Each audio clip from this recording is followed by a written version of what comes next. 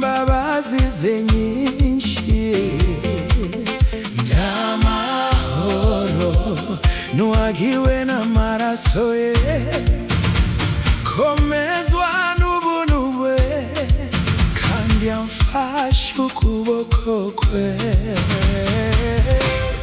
Ndamahoro, ndamahoro, ndamahoro mu maboko ya Yesu. Ndamahoro, ndamahoro, ndamahoro mu rukundo rwe. Ndamahoro.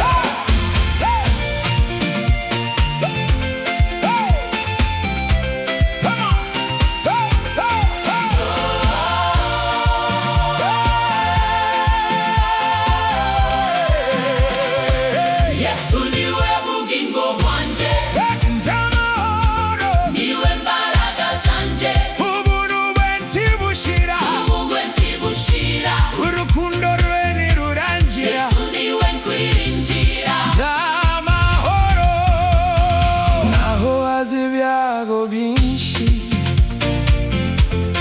ndamahoro, Yesu ni umukiza wanje.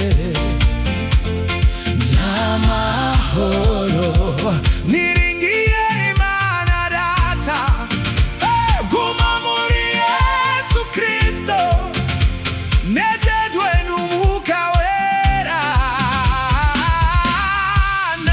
Ndamahoro, situzatinya, twiringiye Yesu, tuhabwe amahoro. Hey, hey, hey.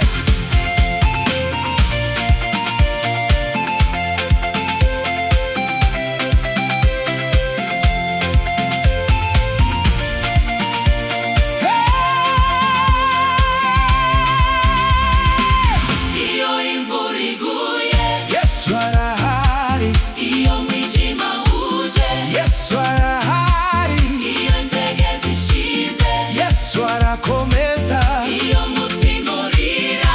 Yesu arahumuriza.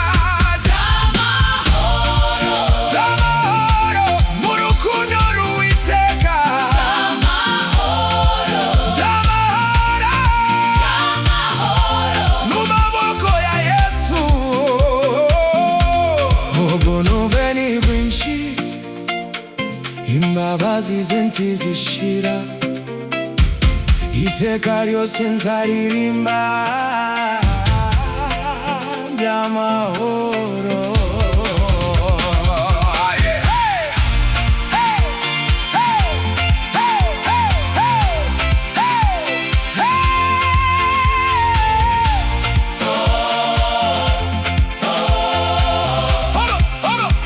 Byose bizambera biza, no mu byago nzaririmba